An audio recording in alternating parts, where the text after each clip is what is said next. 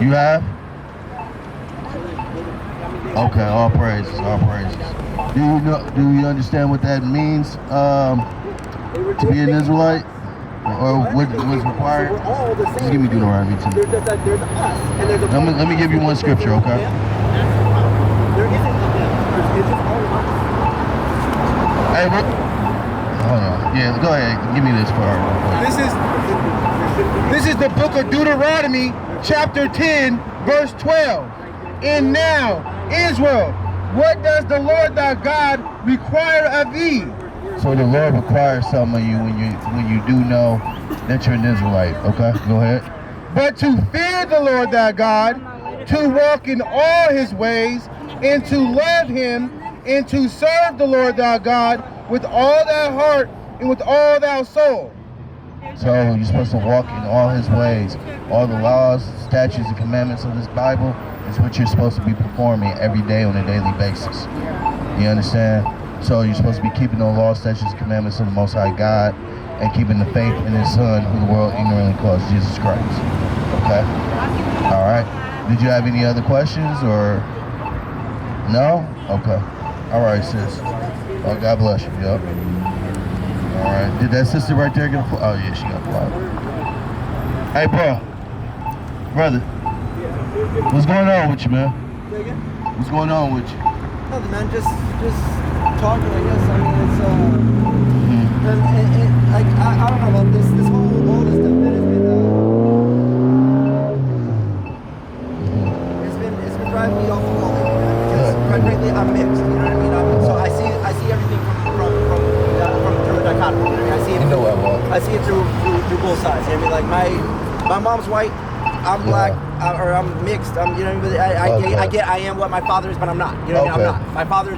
So you've encountered us before, then, right? Yeah, I've encountered a lot of different Israelites. Yeah, Okay. a lot of different, like a lot of things. All right. So you are who your father is. That's not only biblical. Whose last name do you carry? My father's. Your father's, right? Yeah. Do you know when, back in the days, right, when villages used to get overthrown, right, and they'll kill off all the men of war and stuff like that, all the little boys, and they'll keep the women. You know why they did that? So they can breed, but not breed with the Right, because the lineage is spread throughout by the Father, right? Your nation has always based. It's biblical and it's historical, right? I understand. So no matter what, your allegiance should be to your father's people. It's not. My allegiance Well, is that's not a good is to thing, people. though. My allegiance is to people, period. Do you And to my God. Because my Okay, God who's is your God? My God is Yahweh, Jehovah Jah, however you call it. I mean, he goes by a lot of different names. You know what I mean? He goes by a lot of different names. Do you understand that's the God of your fathers, right? That's the God of my mom, my father. That's the God of just about everybody. That's not the God of your mother. My mother does worship the same God. No. You said your mother. You don't know my mom. So but you said your mom was white, right? Yeah. Okay, so she would be an Edomite. So they had. Hold on, brother. Before you get offended. I'm not offended. Historically, Edomites had a completely different God. Did you know that? That they worship? That's fine. I mean, my mom doesn't worship the God that you're. I mean, I don't know. Because my parents both went to church together. They took me to church, you know, so it's like that. Okay. You know what I'm saying? So it's like you're like that. It's and not to mention the fact that all of these different religions, Islam, Christian, Catholicism, Rastafari, Judaism, all are Abrahamic. So they all come from the same place. They're all religions. They're all Abrahamic religions. Brother, hold on, brother. Hold on. They're all religions that were derived from your heritage. Yeah. You understand? They're religions based off who you are, who your history, your My history?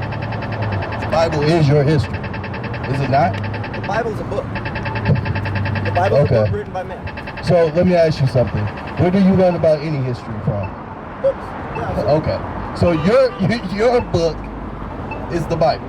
That's where your history is. That's one of them. That is one of them. Yes. Okay. But well, it's just as I mean, accurate, you claim you don't have any allegiance to your father's people. I claim allegiance to all people. Yeah. Well, I mean, you said you follow Yahweh, right? So I'm assuming you're calling your God the God of the Bible. How we call it, God. Literally, whatever you call him by, he'll answer it. Like, okay. So why did? Okay. So give me Deuteronomy 7 and 6. Let me ask you why. I'm gonna ask you why the Most High said this. Okay. Based on your beliefs. Go ahead. Wait, you said the Most High said this? Where did you? He said this to you. Go ahead, give me first, because he's gonna go there. Give me 2 Peter's.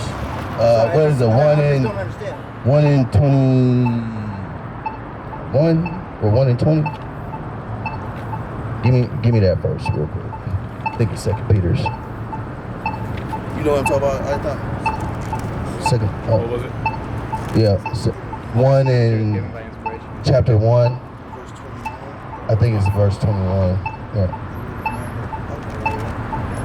Okay, go ahead. This is 2 Peter's 1 and 21. For the prophecy came not in the old time by the will of men. So the prophecy came not by old time by the will of men, but who did it come by? But by holy men of God spoke as they were moved by the Holy Ghost. So the Most High put the words in these prophets' mouths, right? That's why. Hold on. That's why millions of people follow the Bible and believe in the Bible, because not only historically is it correct, right, but it prophesied correctly, right, by the prophets of God that's in the Bible. Millions of people also follow and live by what Trump says, and we all know he's an idiot. Well, that's because they're following their leader.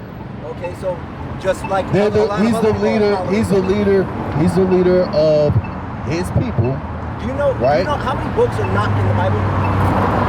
Do you have the book of All Enoch? the books are in the Bible. The book of Enoch is in there? Hold on. There's the. I'll let you. No, go ahead. Is the book of Mary Magdalene in your Bible?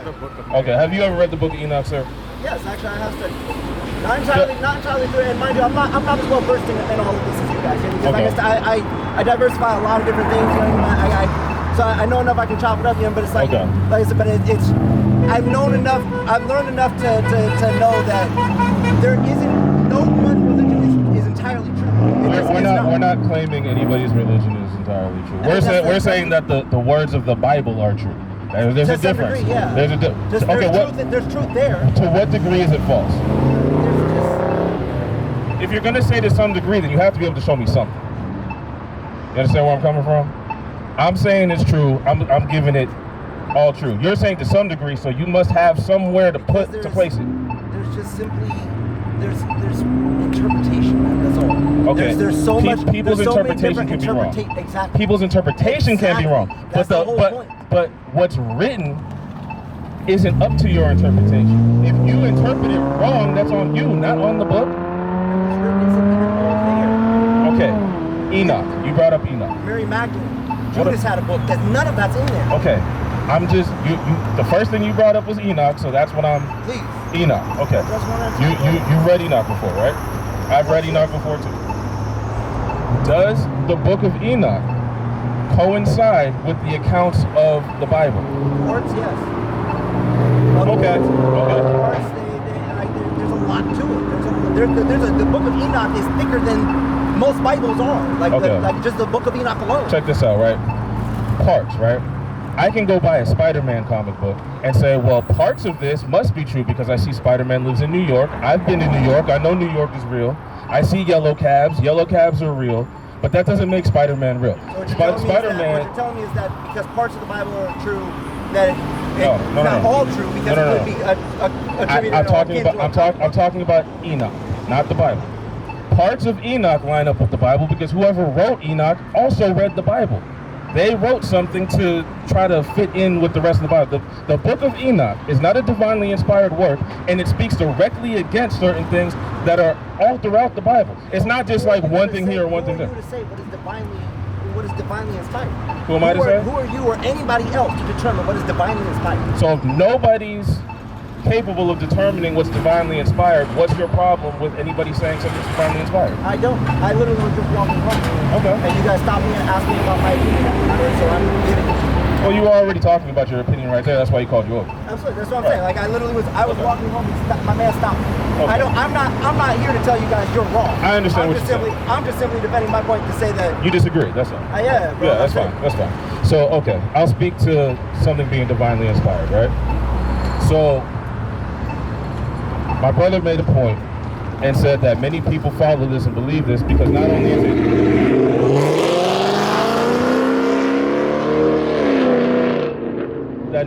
is it historically accurate, but the prophecies that are written about in this Bible, we've seen many of them come to pass, right? And your response to that was many people follow Trump, even though Trump is an idiot. Yeah. Does Trump have any prophecies? He doesn't. He doesn't. Not that I would say no. I wouldn't call anything he says called prophecy. Right. So he doesn't have any prophecies. He's a guy. He's an eccentric character. He's eye-catching. Some of the things he says are funny. He's the type of. Have you ever watched wrestling? He would make a great wrestler. Should we then akin this to the Simpsons? I mean, they have some prophetic calls. So, but I mean, that doesn't make Simpsons any. Well, I've seen people try to stretch certain things in certain episodes to say that there was prophecy. But what would you consider from the Simpsons to be a prophecy? I mean, they called the election of Trump. They called the election of Trump? They called a lot of different things, actually. I mean, like, and way before his time. You know, so that's, I mean, and again, it's not to argue. It's just you know, like I feel challenge must be well met. You know, okay. Like, that's all. Well, here's the thing, right? We can scrutinize something that somebody's calling a prophecy, right? If I were to say the sun is going to rise tomorrow, and then the sun rises tomorrow, somebody could say, "Oh, he called it before it happened." It happens all the time. What did the Tao say? It's the R what he said. It's no show of a good eye to see the moon. You know what I mean? Right. And it's no show of a good ear to hear thunder. So I don't know. Okay, I'll give you another example. Bruce Jenner, Caitlyn Jenner, whatever you want to call the person, right?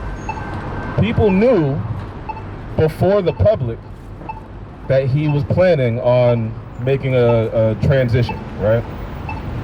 So if somebody were to know something about this guy already and put it in a show before it happened, and then it happens 10, 20 years later, they say, oh, the show prophesied. Well, maybe somebody just knew he was going to do it.